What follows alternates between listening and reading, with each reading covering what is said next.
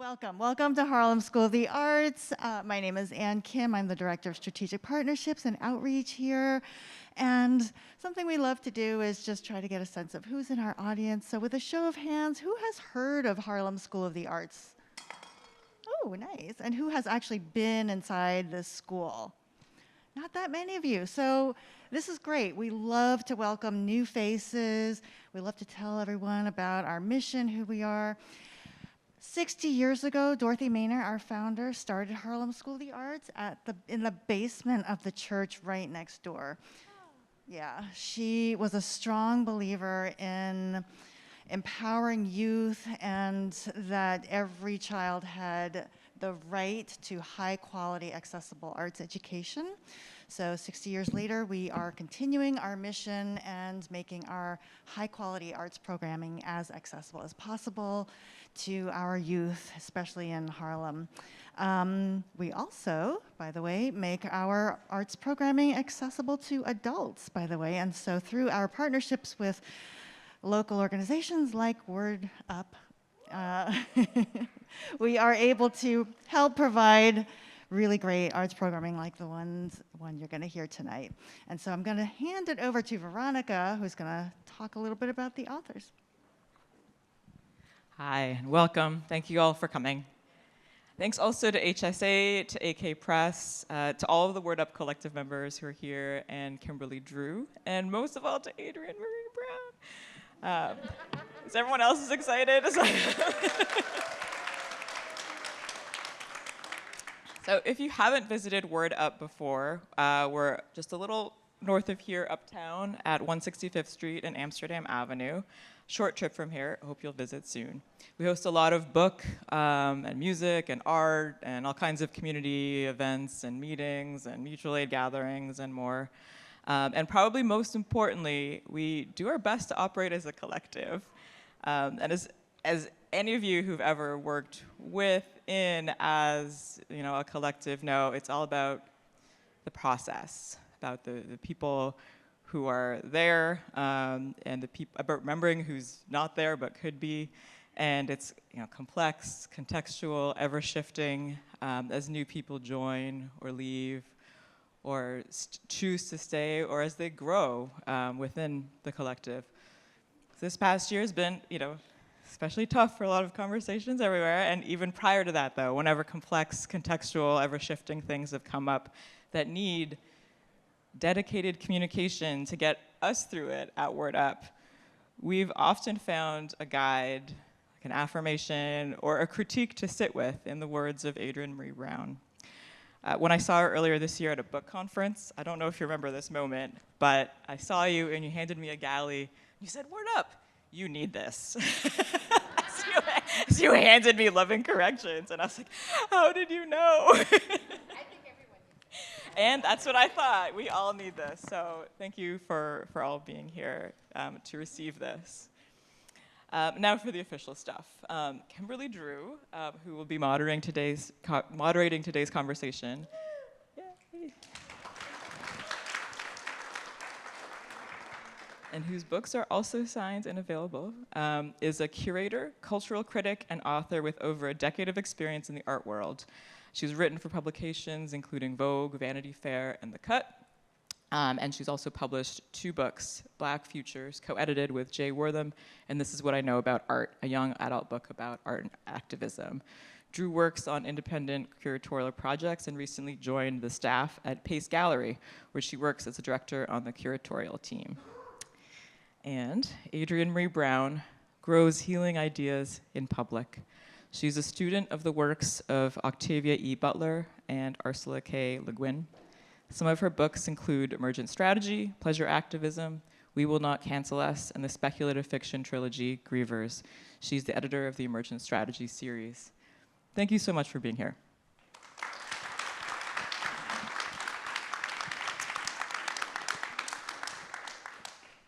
I want to invite us also to, well, first of all, hi. Hi. I have to admit, even though we're friends, yeah. I'm so nervous. Oh, me too. I'm like, oh my God, you're so cool. Ah! Okay. You were like actual royalty. You're like actually queen. It's really special. to be here with you. Wait, can you not roll your tongue? Okay, good. I keep meeting people who can't. Oh. Yeah, and I'm like, oh. Let's make some room It's for really that. fun to. How many of you can't roll your tongue? Is there anybody here who you go, ugh, or you do that other thing? It's so funny. How wonderful. Yeah. How different. Anyway, here we are. Yes. We're here in Harlem. Harlem. Thank you so much to the Word Up team, to the Harlem School of the Arts, and to all the volunteers that worked together to make this event possible.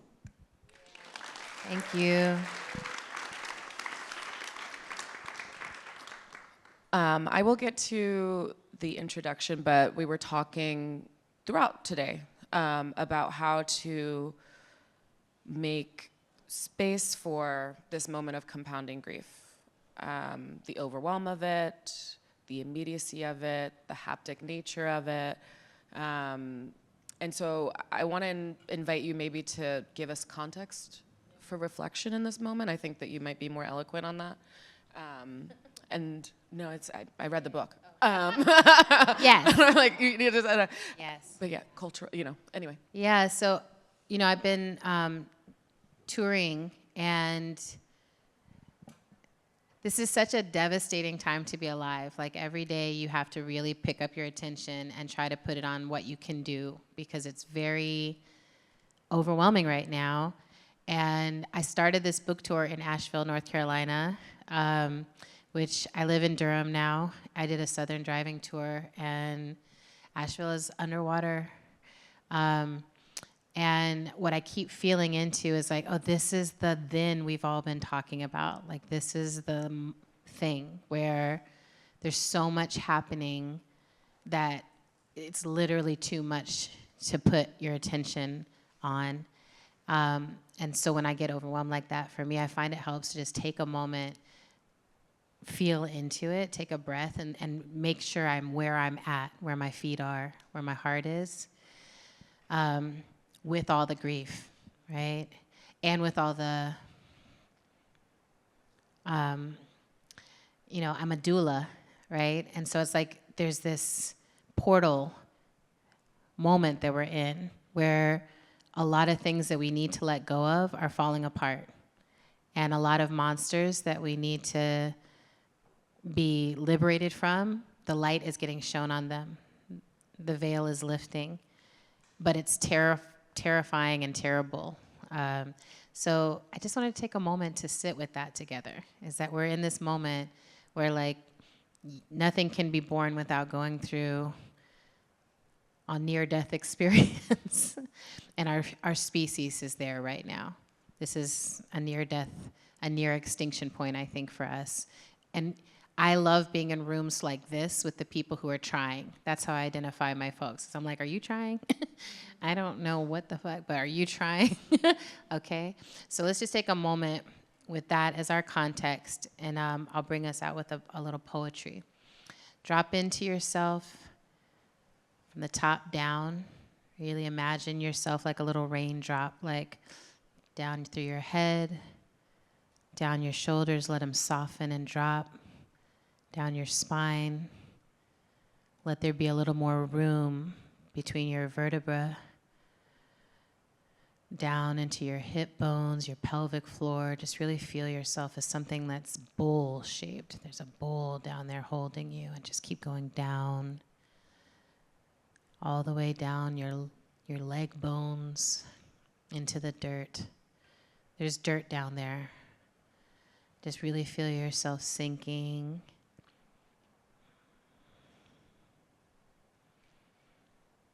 Rooting down until you can become mycelial.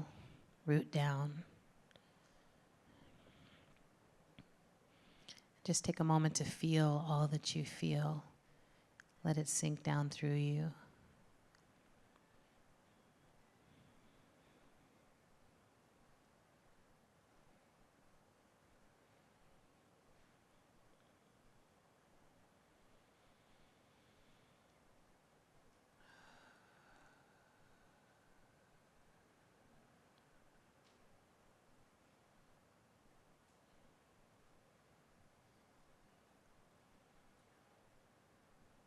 All that's too heavy to carry, let it sink down. Let the earth hold it.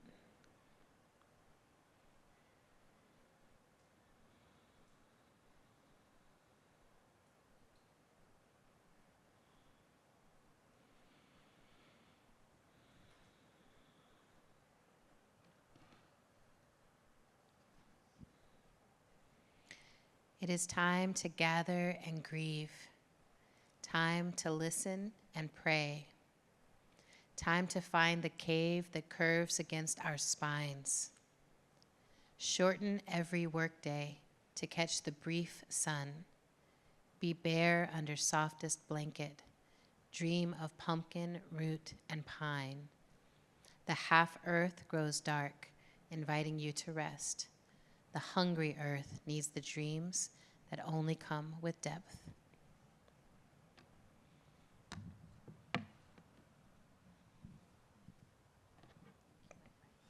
Thank you, friend.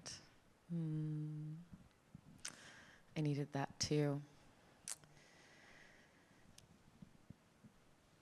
I'm just so filled with pleasure in the opportunity to talk through what you've done here in this book. How once again you've been able to, through so much love and attention, bring us the prose that we need in the moments that we need them. Within the context of this year where more than half of the globe are voting, and so many are displaced and in moments of suffering, so many of us are fighting to figure out where our allegiances are, what our duties are, and our sites for corrections. And with that said, I wonder, in your own words, why this book? Why now? Did you feel it when you were producing it that it could be this moment? And how do you want it to, evolve over time, I guess? Good questions. It's like five, but I'm like, great, yeah. okay, yes. Yeah. Matrix. Let's go. So, I wish I had the foresight to be like, it's gonna come out at this time and that's gonna be perfect. But I surrendered that a while ago because I get these calls to do something, and I'm like, I think one of my skill sets is being obedient to spirit or obedient to whatever that larger thing is that's using my life. So with almost each of the essays in this book came as a reaction to something, right? That it was like, all these cis men in my life who are, men that I have think of as brothers, men that I care about, they are breaking down, and in their breakdowns, they're taking out all the women who love them. I need to write a letter to them. I need to write something and harness my anger into something loving, right? The piece about everyone can't be high at the meeting. I was like, this is rooted in a very specific experience as a facilitator and an auntie. But there's the first part of the book, the ruminations, is really like, what's a negative experience I've had? What is the most loving correction I can make around it? And that I'm modeling and practicing in my life and putting in there. And then the second half of the book is from the Murmurations column I did for Yes Magazine, where I just did a deep dive on accountability because I felt like everyone was using the language like, you need to be accountable and you're not accountable. But I'm like, what does it mean from the inside out to become an accountable person? How do you know? And can you judge it for yourself? Is it something that can really only be determined externally? I think one of the conclusions I've reached in the book is that time and the earth itself are really going to be the measures of accountability for us. So, even when I'm like in my house trying to figure something out by myself, I'm like, in the grand scheme, every decision I make here is also a decision I'm making about the future of the whole earth. No big deal. Like, just have some fucking tea, So, I think when I realized that it was going to be coming out August of this year, that I that it could come out August of this year, I was really excited. I was like, I don't think I've done a book that came out right at election time since like the 2004 election. And that book is out of print. So I was like, this is gonna be a new experience. And then with Gaza, with everything happening in Gaza, there was this need for me to include Palestine and include Zionism in the book. And it was a risk, you know. I am really grateful I included those pieces in the book. And I was trying to figure out, like, how can we write about things that feel like, oh, this is just this moment? But I'm like, no, this is our time. Our moment in history is going to be marked by this relationship we have to Zionism and how quickly we can understand it together. So yeah, it's been a blast touring this book because we can really talk about anything we want to talk about. You know, we're like, and we're living in a world where people are making course corrections that are not loving every day, all the time. And people, I think, are tired of that, but not sure what else to do. So in this moment when like everyone's attention is kind of focused on some of the same things, it feels like a real window to be like, okay, how would we not be in this conundrum, right? How would we have to love ourselves to get out of this contradiction that we're in right now? Yeah, it's like a theater of contradictions. People are getting their tickets, they want front row, they want to know the drama and to watch and click the search bar in the thick of it. Love it, live for it. But I think that that's what's so gorgeous about this text is that it's centrifugal. You're understanding that it's not just about the calling out, and it's not just about the calling in, because like I don't like calling, you know. But acknowledging I'm close enough to you, I'm proximate enough to you, that I have a choice. Yeah, and I think there's something like, you know, I keep saying this, but I was politicized before the internet. So I was politicized by people who were like, girl, you just stuck your foot in your mouth. And I love you, so I'm going to gather you and talk to you about feminism. Have you read Bell Hooks? Can we talk about Angela Davis? Have you done this? Have you studied the Zapatistas? What are you talking, you know, do you know, what are you talking about, right? And folks who wouldn't let me do the thing, which I see us do now, where as soon as you learn about something, you're like, now I'm going to shit on the next person. They were like, no, your responsibility is each one teach one. Because I took my time with you, now you're going to take your time with someone else, and that's your responsibility, and it's generational. And this is the way we keep movement growing. And then here comes the internet, which in some ways we're like, yeah, this is going to help us reach so many more people. But I think we really underestimated what it means to have the means of production owned by someone else and in service to something else. So every day, you know, I'm always like this close to getting off of it altogether. And I'm just like, I don't know if it's still doing more harm than good. I try to use it in the best possible way I can. But what I see is so many people are being politicized in a space that is designed to sell despair and misery, right? So the social media is like a pessimism production machine. It is designed to make you think the worst is always going to happen, and the worst is the only thing that is happening. And so then to sit down with people and be like, that's not true. The truth is there are always people working to create change, and they're doing it in these intimate corrective things where we're like, okay, how do we course correct labor? How do we course correct climate? How do we course correct racism? How do we course correct these things? And that's what the corrections means for me, right? It's really like, you know, as a Virgo, it's not being like, you're wrong. Although there is some of that energy in there. But the heart of it really is like, we all together share this planet. Whatever we're doing, we've got to figure it out together. That's unfortunately our condition, right? Is even the MAGA people are on this earth, right? So we have to figure out, like, how do we course correct enough to survive their tantrum, their identity crisis, their whatever? How do we course correct enough to have a future as a species here, worth living? Not, you know, I love watching Mad Max as a movie. I don't want to live there, you know? So I keep thinking, you know, and I live in this pocket now in the Deep South, and I'm like, yeah, what are the course corrections from here?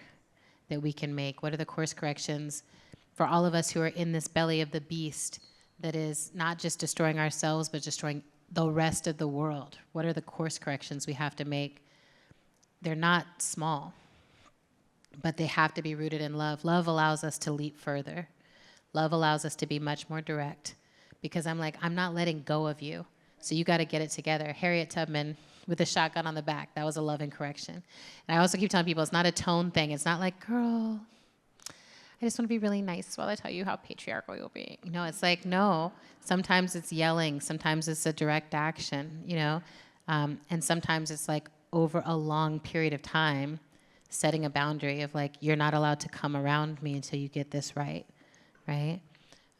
So, yeah. In assembling this book, what have been some of the course corrections you've learned in real time? I mean, it's interesting to think about these different formats, the interviews, or the essay writing, the facilitative voice. Where does it reside in you now? Yeah, you know, I tell people, like, I wake up a lot of times with the stuff in my head, and then I'm trying to figure out, like, it'll be like a line in my head, you know? You can't hold a two-party system run by elites accountable. Okay. What is that? Is that a poem? Is that a prose? Is that an essay? Is that a question I need to ask someone? Is that just true? What do I do with that, right? So for me, this book, I like it because I was able to be like, here's some of the ways it showed up was as a poem. Some of the ways it showed up was as a conversation. Most of my practice of loving corrections is conversational. And I learned that from Grace Lee Boggs. You know, she was like, the conversation is really the most radical form in which change happens, and we're lazy about it.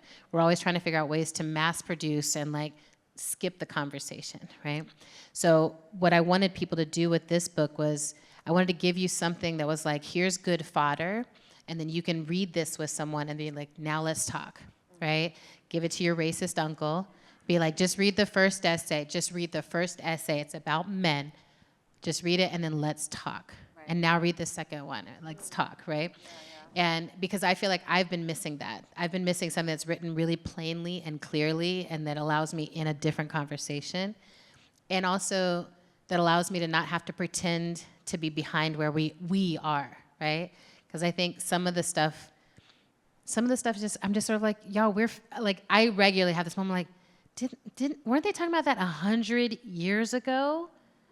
Like, can we stop pretending? Like, and I think that's one of the things that happens when the right is dominating a lot of the narrative space, is that they're making us like run back 100 years, be like, well, the basics of whiteness. And I'm like, no, we're not there now. We're here. We actually know what white supremacy is. We should stop letting anyone pretend like they just have no idea, right? It's different from Zionism. Right? Like Zionism, there are still people who are living in spaces where they are so steeped in and being embodied into Zionism. And I still regularly meet people where I'm like, oh, you haven't actually had enough exposure to a different way yet, right? Whiteness, I think we're in a different place. I think Zionism will also get to that place, but I think it's going to be a while. Can I ask you more specifically too? Yeah. In how you were, I think that there's something weird that we're up against in the ways in which we talk about whiteness to whiteness in the context of whiteness. Like, even when Jay and I were doing Black Futures, people were like, but what about white people? What about them? Like, what about them? Like, I don't know. Yeah, you know? And I think you so brilliantly and kind of bifurcate in this really nice way of like, I'm going to talk to you, and then I'm going to talk with you. You know? Yeah, I mean, you know, I always say this. I'm a biracial woman. I'm a Black biracial woman. I'm a Black woman with a white mom.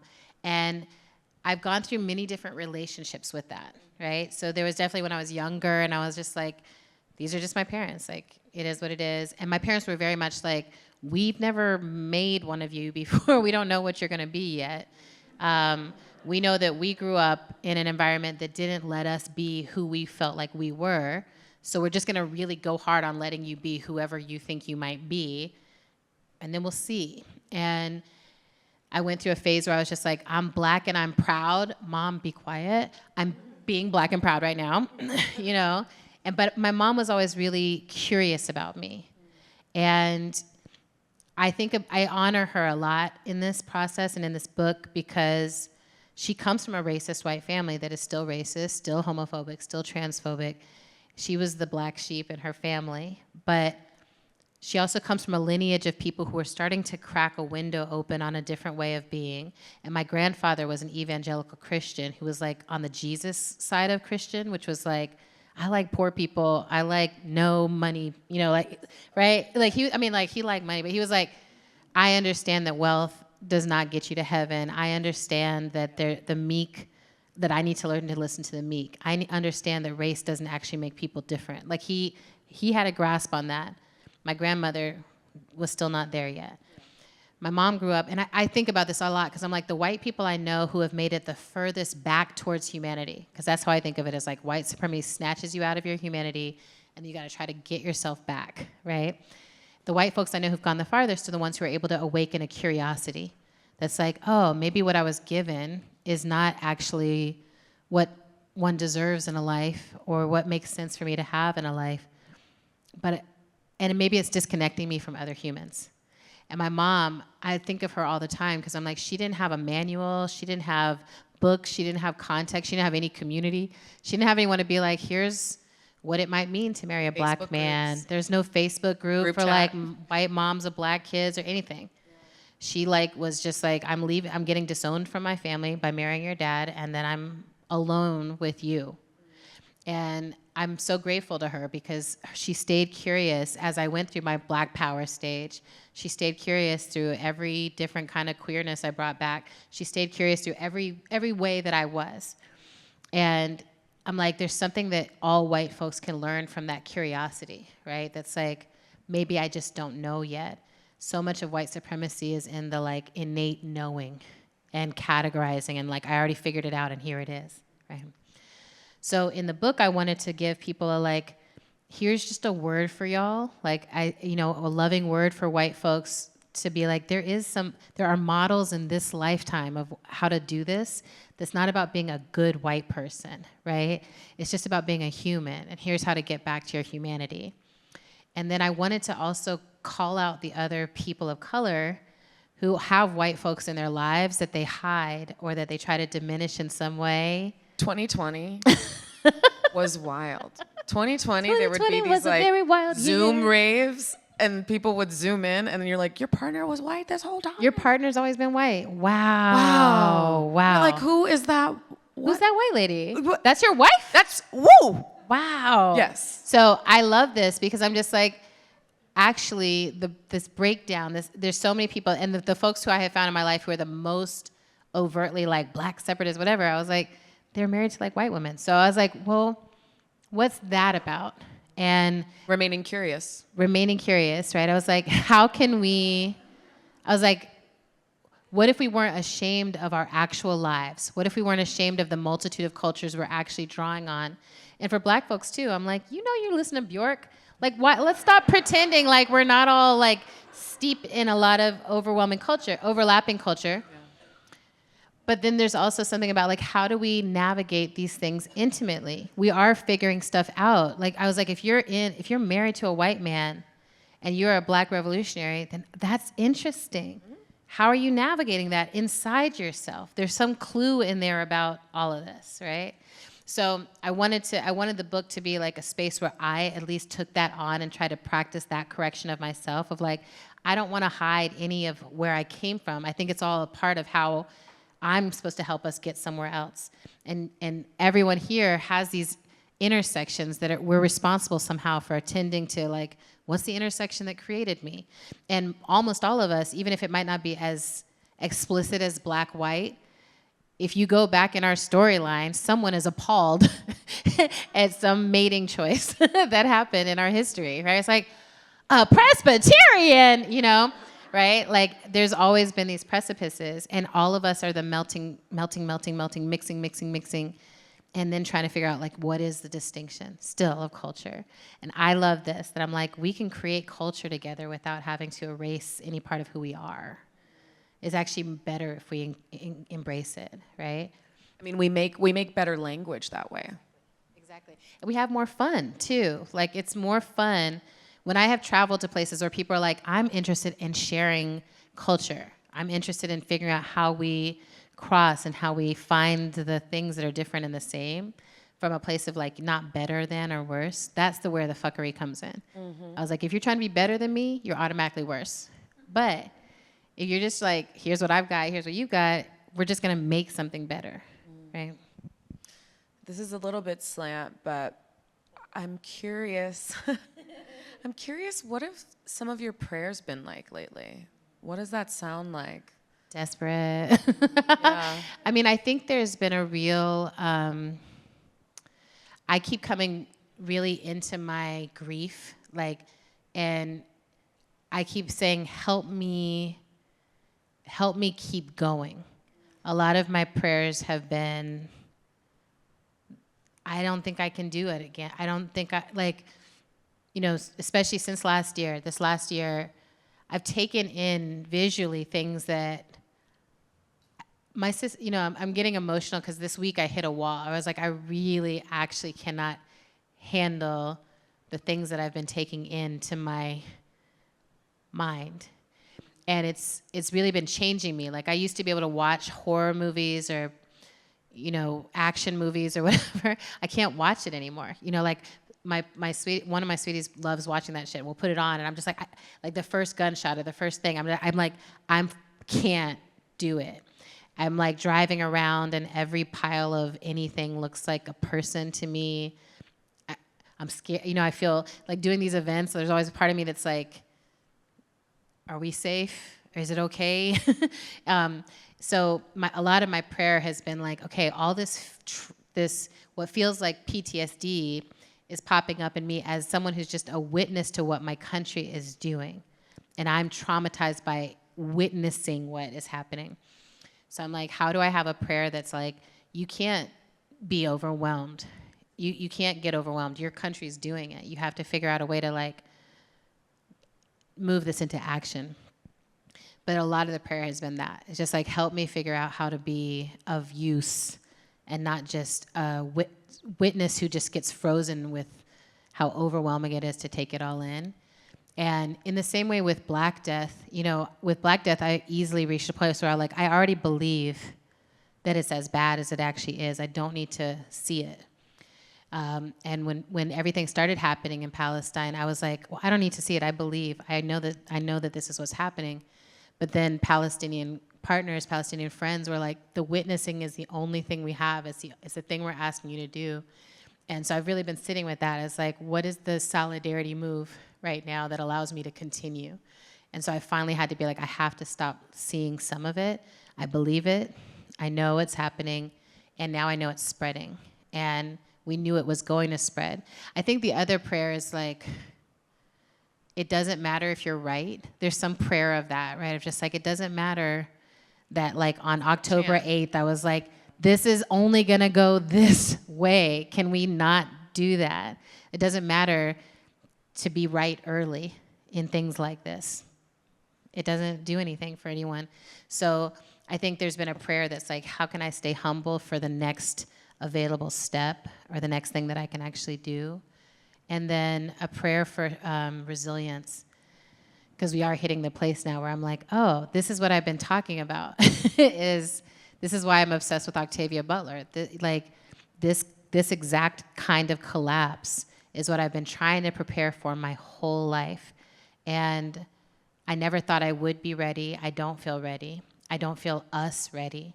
And so there's a prayer that's like, just let us be ready enough. Let us be ready enough to take care of each other one day at a time through what's coming. Because I do think it's going to get worse in the ways that those of us who have the privilege of citizenship here, those of us who have the privilege of stability of home, those of us who have the ability, the privilege of a passport, that there's certain privileges that are going to become more important in this period of time, but they're not going to protect us from the catastrophes that are coming. And most of us aren't ready for catastrophe until it hits. And I do keep praying that I'm like, I pray that people will read Octavia. I pray that people will pack a go bag. I pray that for election day that you have a plan to stay in your house and like get your vote in, vote early, and then stay home for as long as you can, because I think no matter what the results are, it's gonna be really, really wild. And yeah, I also pray that the earth will just forgive us, right? Like I'm always talking to the earth, and I'm just sort of like, I think there's still so much good about our species. Like, please forgive us. This bomb is not personal. This is our crisis, not personal, That there might be some room for resolution. We have to believe in that possibility.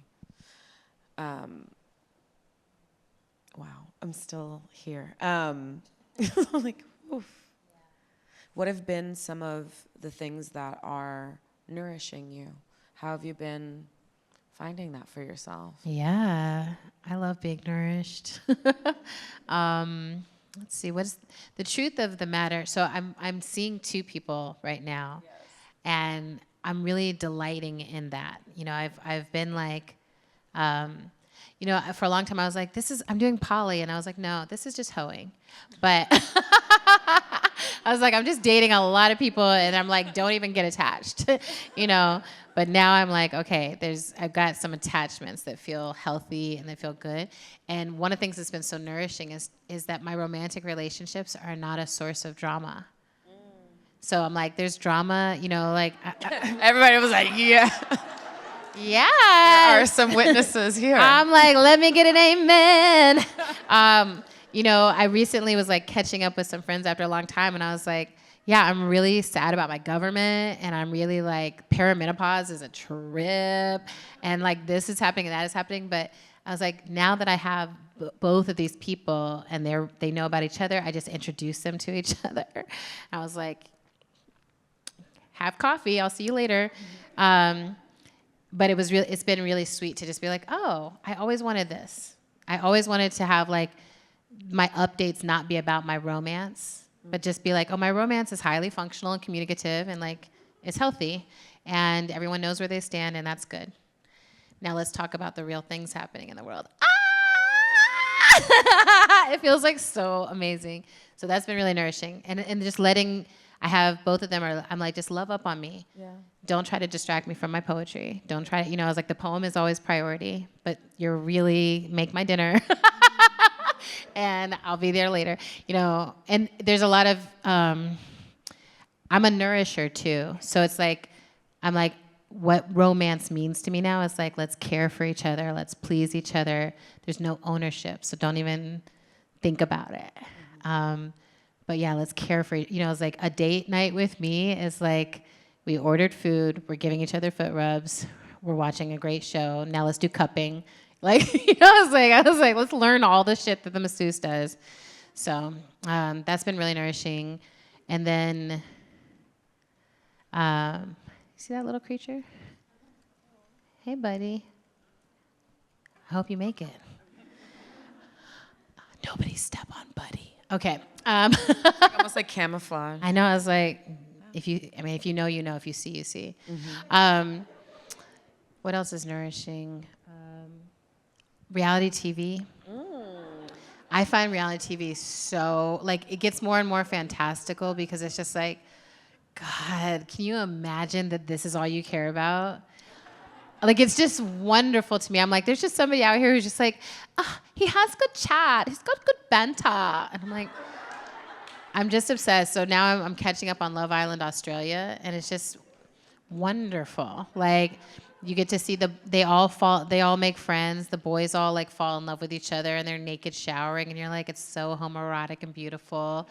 And they've never let themselves do that before. They've never had male friends. You can tell. They're all just like, I don't know, I fucking love him.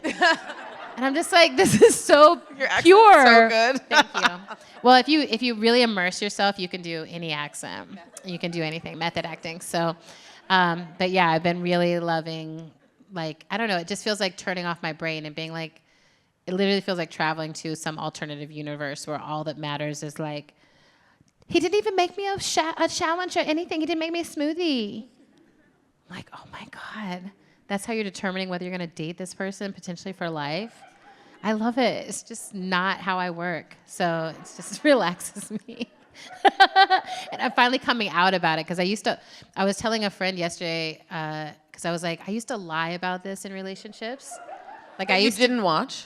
So I would be like, I've got something happening at 8, and like I would just let them assume that it was like an important political thing that I had to do. That's Right? So that I could have like my own time. Because I was like, they're never gonna want to watch this trash or whatever. Yeah. Now I just was like, only date people who also enjoy that stuff. Key. So But I feel like there is a direct line between movement work and watching reality TV. I think there should. I'm like, don't we care about the people? No. We do. Like 90 Day Fiance. I'm like, reality. 90 Day Fiance is so deep. It's all there. It's all there. All there. I was learned like, so much oh about my visas. gosh, this is international politics. This is weight stuff. This is class stuff, race stuff, Labor. family. Oof. Y'all. Criminal justice system. The whole criminal justice system. Yeah, and then so I love watching reality TV. That really it nourishes me. I'm like, I want to live in a world where like I want to actually make my own reality TV. That's what I would love to do. Like if people would just chill, like if the world would just like fucking chill. Because what I was planning to do, October 5th, the thing I was planning to do was every February 14th, I do this thing where I'm like looking for love, post something in my comments, right? And I let my people meet each other because I'm like, people who like emergent strategy and pleasure activism should all be dating each other. We don't need to deal with these other people. They don't care about the right things. We care about nature and fucking we should be talking to each other, right?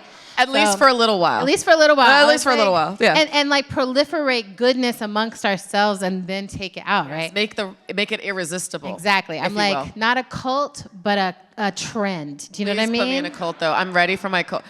Everyone keeps being like, Adrienne, start a cult. And I'm like, she doesn't have the time. So, but I will say this. So I've been doing that. So I was like, I want to start doing a series on my Instagram page where I bring on someone who's looking for love and just interview them so they can talk about the kind of love they're looking for. And so it would increase their chances and some people could DM them or whatever. So I had like a list of all these people who were like down to do these interviews with me and I was so excited about it. And then fucking genocide. I'm like, that doesn't go. I can't do that now. Like I can't, I'm like, my whole page is going to be about Palestine. And even now, like folks, some people understand. A lot of people still don't understand. So they're like, why are you posting this? I'm like, every single post is about Palestine. I'm just trying to make you laugh, ha, ha, ha, ha, ha, Palestine, right? So I'm just like, but not everyone gets it. Some people are like, why? But then also, too, like the need for all of this full spectrum of feelings, being. I love the memes. I love the meme magic. Yeah. Like, that is also nourishing for me. Like, I tell people that I'm like, if it ever feels like work, I'm not going to do it anymore. But it doesn't, I only post when I'm like, I got a feeling. I got a feeling. I got a feeling. Got a feeling. Got a meme. I got to meme this feeling. Or like I'll come across something. But those are the things that are Zsa boring my life. I love that. Yeah, because I feel like there's something in the balance between prayer and nourishment that helps us generate imagination. And I really appreciate the way that both you and Prentice, who are fave, speak to the need for imagination, especially in movement space, because otherwise it can get so heavy. Well, I think it's also, for me, imagination helps shine a light on where I'm not yet, right? So I'm like, if I can see that this is possible, then I start to be like, how would I have to rearrange myself or what would I have to learn to be a part of that world? So, all the time I think about this, that I'm like, I'm a hermit. Like, I come out, like, and do this, like, Adrienne thing, and then I go back, and I'm, like, by myself for so long. And even with my partners, I'm negotiating that. I'm like, I still need alone time. It's not just back and forth. I need my time. So I'm like, how does that go with this, like, collective commune vision I have of how the future's supposed to work, where we all, I was like, I never, ever want to wake up and go do, like, chores in the community. But I want that kind of world, right? So I'm like, how do I, right? I never do. I'm like, I don't even want to do chores in my own house. Like, I wake up and I'm like, I want to do Wordle and then I want to write my book, So I'm like, okay, what do I have to keep, now I've got a little herb garden in my backyard. I'm learning how to take care of that. Because herbalists can be very, like, solitary, and you can still make good herbs that the community can use. So I'm like, for me, I'm always thinking about that. I'm like, what are things I could do? But also, how do I need to grow in order to be a part of a community? I host game nights. I'm like, this is a good offer to my community, and it serves me. I get to hang out with a bunch of people one night a month, and they're like, Adrienne's such a good host. One night a month, I could do anything, right? And it's fun. I like playing games, whatever it is. So I think about that I'm like, oh, I have to have enough play and imagination so that I can kind of see where I want to go, and then I can orient myself. Like the North Star should always come from in here, I think, right? It's like, oh, there's something I'm dreaming towards. And I always tell people this, like when they're like, your book changed my life, or your book did this, because people do say that stuff, right?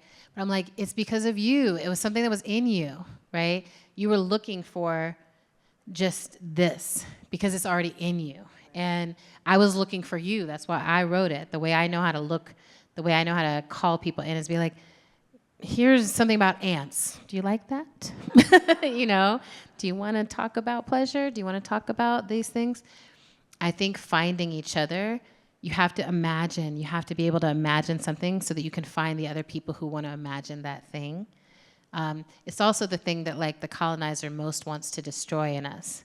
So it's an act of resistance to keep imagining your future from your location as a woman, as a Black person, as a Palestinian, as an Indigenous person. I'm like, they have tried to erase us. Not only are we not, like they've never gotten rid of any of us. I look around all the time and I'm like, y'all have spent so much time trying to get rid of all of us, and you just fail and fail and fail and fail, and we're all still here imagining futures for ourselves. And you make it so much harder than it needs to be, but we're not gone. That is only because we imagine, like that the loop of it makes so much sacred sense to me, right? And so I'm like, oh, like even if it's Tyler Perry. Do you know what I mean? No, I was gonna say, it's like, do you know what I mean? Like the right to make bad art, the right to make, no, I right? think about the it right all to the have time. limited, like wasteful trash. media. Yes, premium trash. Premium trash. So I think this To quote matters. Raul Like, to Lopez, me, premium trash. Absolutely. that I'm just like, oh, we're liberated enough that everything doesn't have to be, right? It's like, just like any white man can be like, I just made a boom. I'm like, all right, cool. Yeah. So me too. Yeah. As you were constructing this gorgeous book, I think anyone amongst us who are writers or creators, which I believe there are many of us in this room, of course, it's a arduous process sometimes. It is lonely sometimes. As you were working on the book, how did you maintain a sense of why? How did the why ebb and flow? Yeah.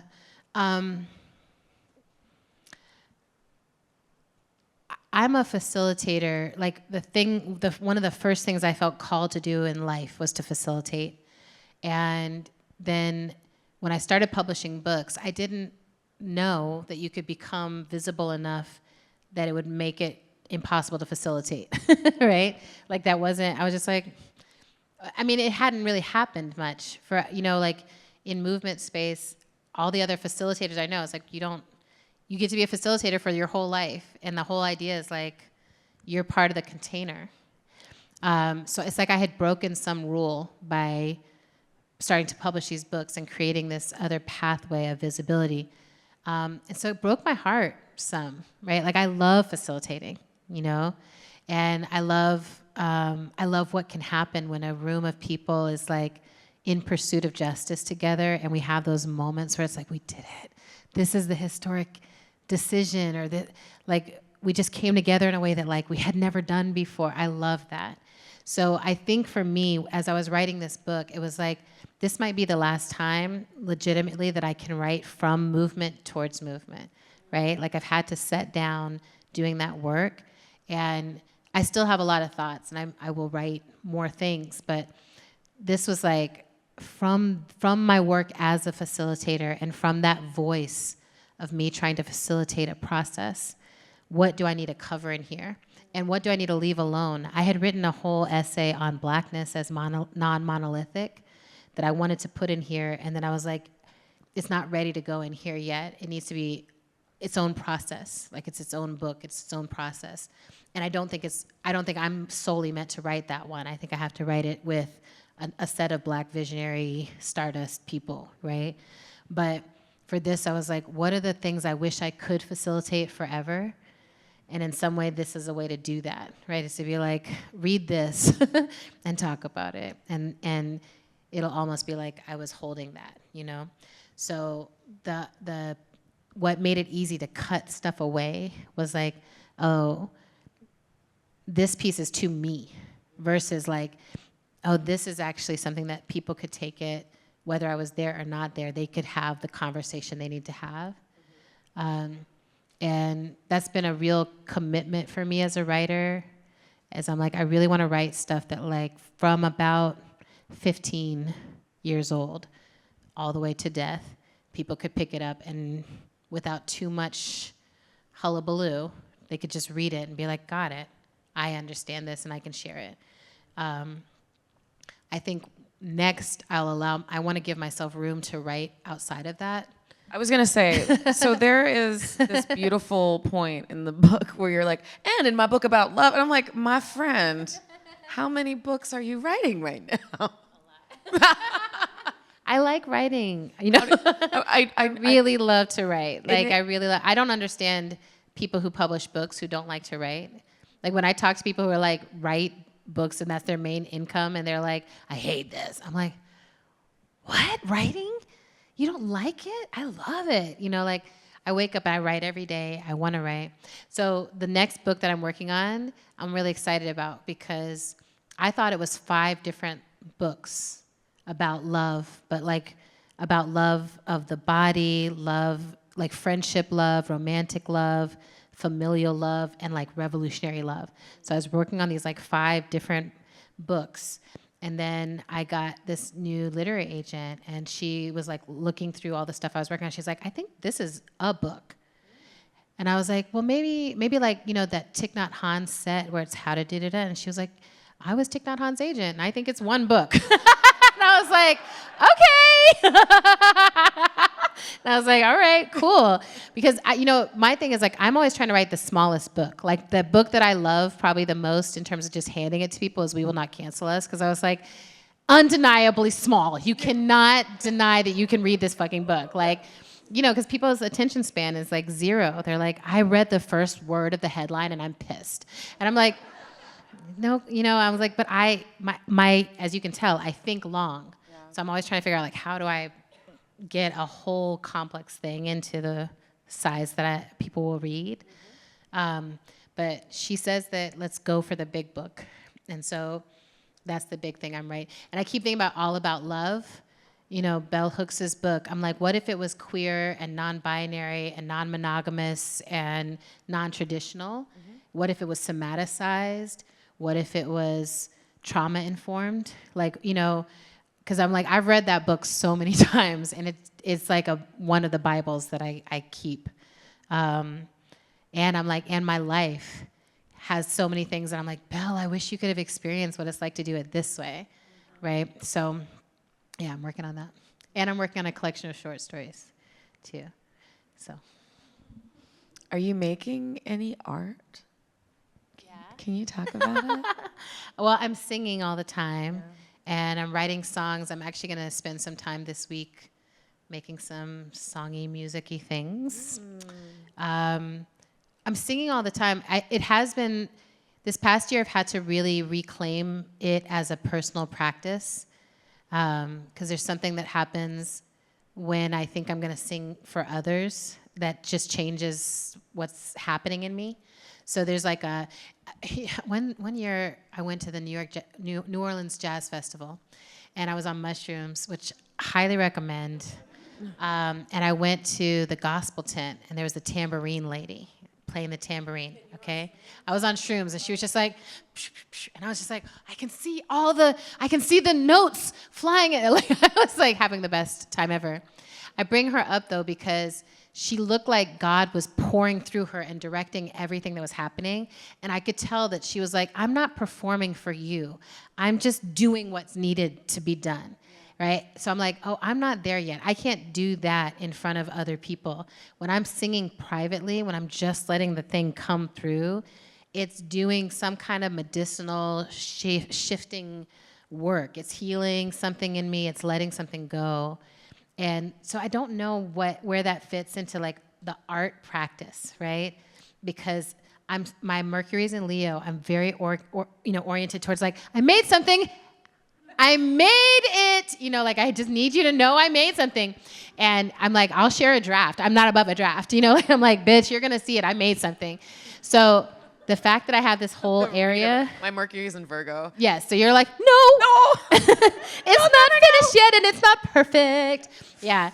It's so funny. Like all the folks I work with, I have a lot of people who have like Mercury in Virgo or Mercury in Gemini, and they're just like, it will never be seen. I'm like, why not? It's good enough. It's so good enough. Yeah. Good enough is an insult to the Mercury in Virgo. It literally could be perfect. It could be perfect. Like, what but do you it mean? could be better. Yeah. I mean, that part of me also, with my songs, I'm like, the ones that channel through from spirit, I'm like, this could not be better. Whenever I try to go, like if I record it and I'm like, okay, I'm gonna go back and make this a song, it can never sound the way it did when it was coming. So yeah, I can't tell, sometimes I'm like, is this my art or my spiritual practice? Is there ever really a difference between the two? But it makes me so happy to know like, oh, I'm a singer who I sing every day. And, I've been listening a lot to Beverly and Glenn Copeland. And I don't know if y'all saw the beautiful message he and his partner posted, but he's going through shifts and changes in his capacity and his art making. But he's someone like, when I listen to him, I'm like, he's figured out how to do this thing that I want to do, which is channel God into recordings, directly. So we'll see. That feels like, like I'm 46 and I can feel that I have completed a certain phase, like my first phase of like my movement writings or something. And now I feel like I'm heading off into some uncharted territory of like, what if I just write for myself? What if I sing for myself? What comes through then? Yeah. Yeah, as you were speaking, I was just thinking so much about, and we were talking about this too in relationship to your partners, but that deep privacy, like that deep yearning for privacy rather, and how necessary it is for us to be able to do anything else. I did doula training earlier this year, and it was the best thing. It was the best thing. It's the best. Highly encourage a side quest. I'm like, it is who I am. And so, babe, I love it. I love to get lost. That's where my imagination, the meander. But I was saying, oh, sorry, I got distracted. Doula, thank you. Does that help? Yeah, no, my brain. But doing doula, the first lesson that we learned, I did a program through Mama Glow, was that you need to care with Latham. Yeah. Sorry, Latham and I went to college together. Latham, who now does Mama Glow. I love, like, I'm doing like AI fanfic. Like, it's all You're like, I know. I love that. I love that. It makes me feel so happy. But the first lesson was like, Latham was like, you don't need to know anything about the 5 types of being a doula. We're not going to look at coochies.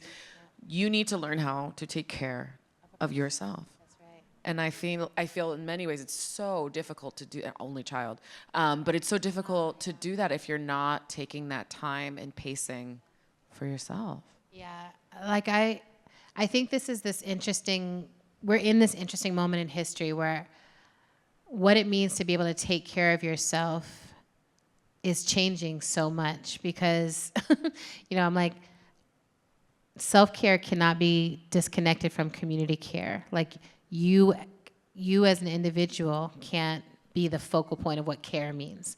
So when I'm caring for myself now, I'm really like, I have to care for myself as a fractal of a system that is going through a transformation.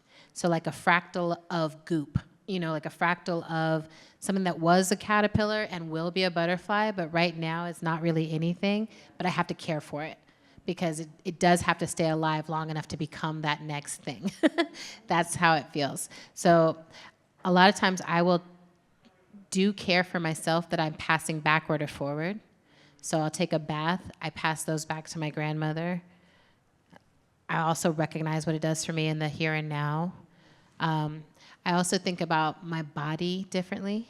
Being 46 is a hell of a drug. Oh my gosh. How many people are like in the perimenopausal or beyond? Yo! So, you know, this is an interesting moment because so much is being written about it now. Like, I really keep going back to my mom and being like, I'm so sorry you went through this without anyone knowing. But like, I remember you sweating, but like, I didn't know it felt like this inside. Like, nothing makes sense.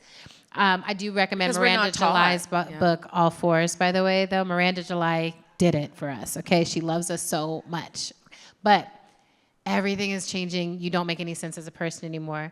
So I'm like, oh, I have to take care of myself through this transformation inside, which feels like what's happening to the whole world. I feel like a flood, and I feel like something is being killed inside. I mean, like, it just feels really wild inside. But I'm like, I am responsible for being a part of community, so I have to take care of me.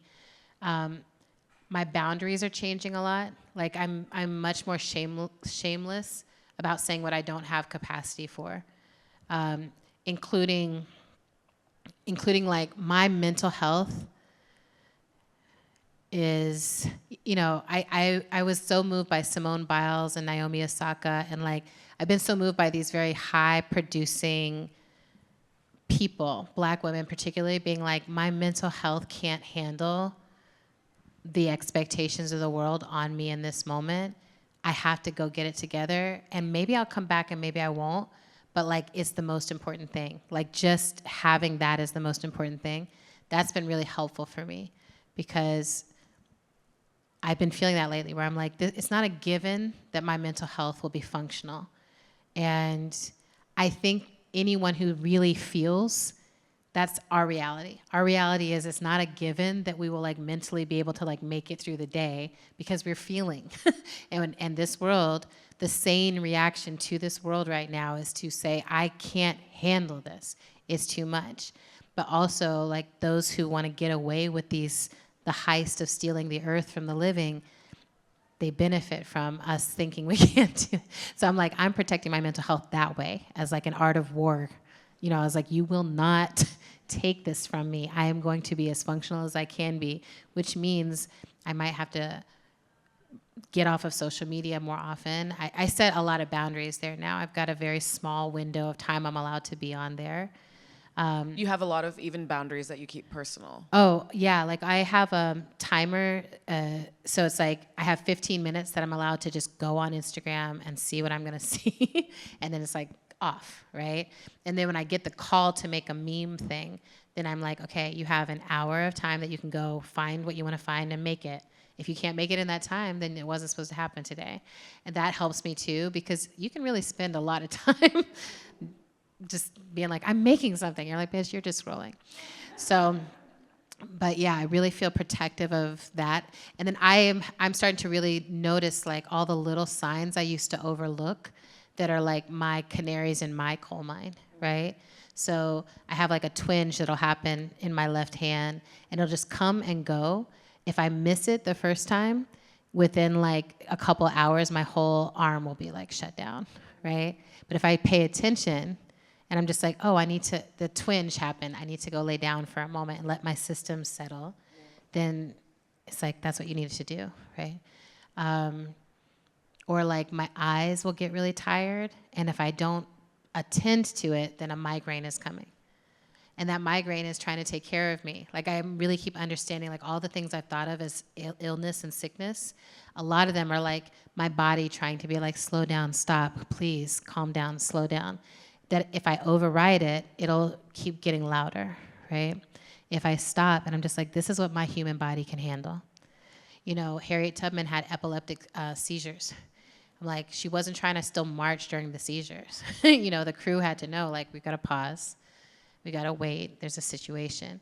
I think a lot of the people who are trying to save the world are also dealing with mental, emotional, and physical disabilities, divergences, neurospiciness, all the things. And so I'm like, I'm trying to really model that even to myself. Of like, I talk really sweetly to myself in my brain. You know, I'm like, it's okay, Adrienne. Like, you are really doing your best. The other day I threw my keys in the garbage. Like, I was trying to do too many things. And I was like, I've got the garbage bag. And I threw it, and I threw my keys into the like ugly dumpster, right? The one where you're like, I'd rather not live than have to go get the keys out of that thing. And the keys You have were, to like climb in it. so no, I had to, it was like this, it was a size where I had to dump it over.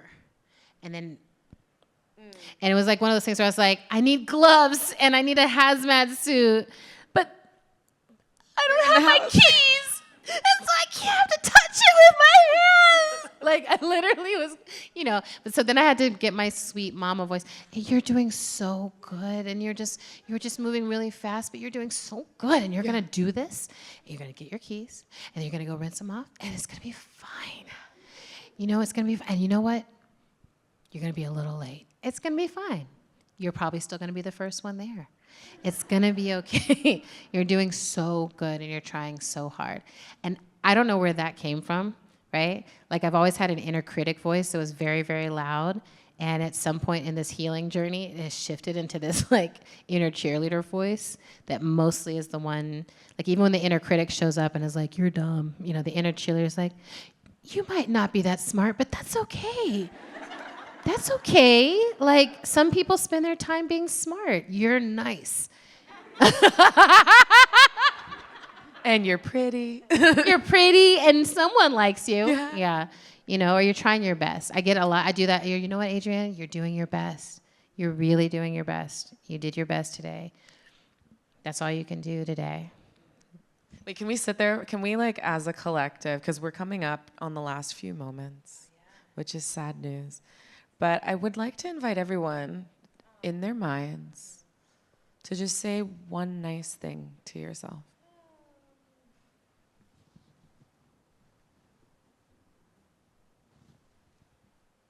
So, to transition. Also, I realize I'm not sure if we're going to do questions or where we landed on that. Hi. Hi. Hi, everyone. So I really enjoyed the part where you was like, I enjoy playing games. I'm actually creating a game that is deepening social connections through play.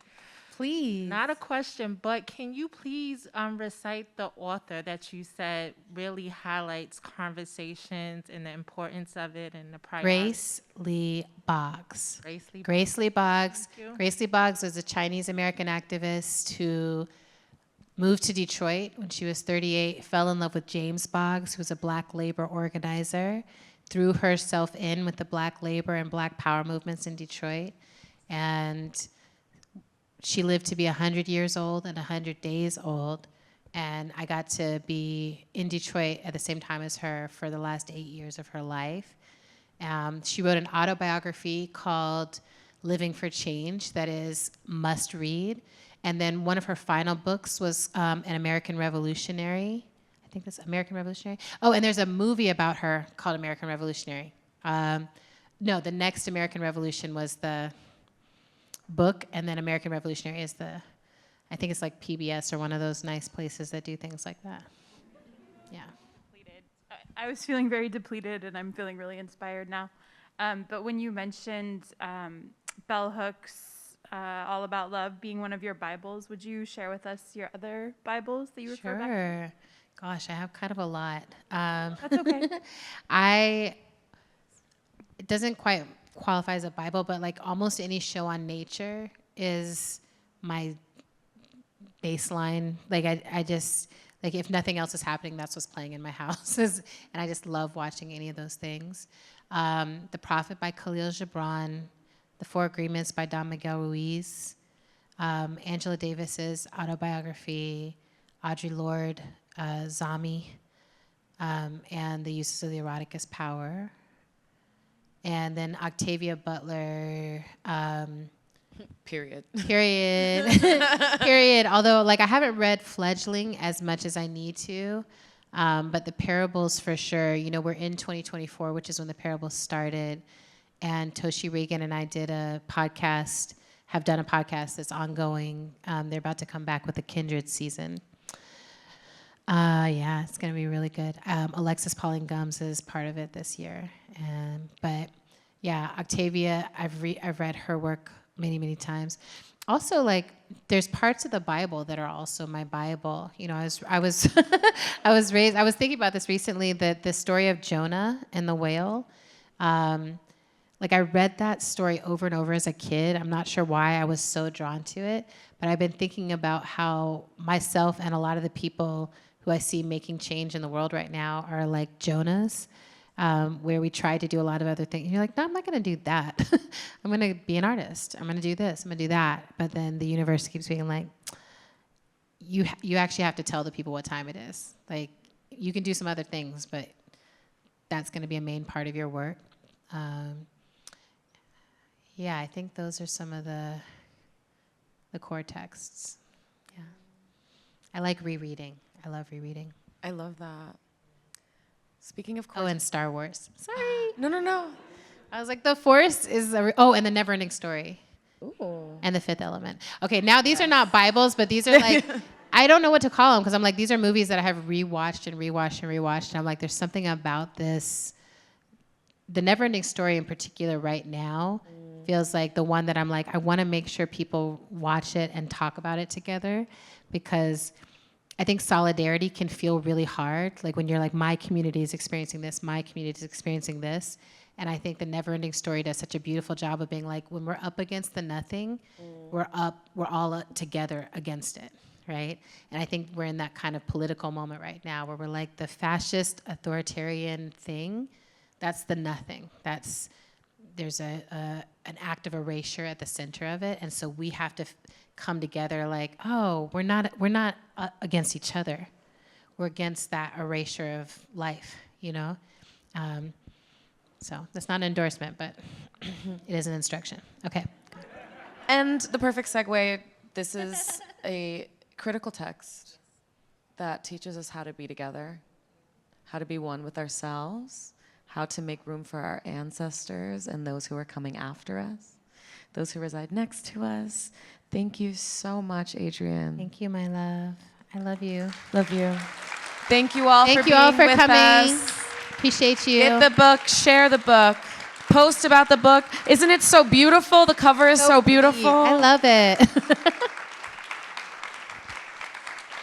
Thanks, New York. I know that in New York City especially, everybody could be in 30 million other places, and we're uptown. I was like, we're going to be in Harlem. Come to Harlem. So I really appreciate y'all choosing this as your evening activity. Love y'all.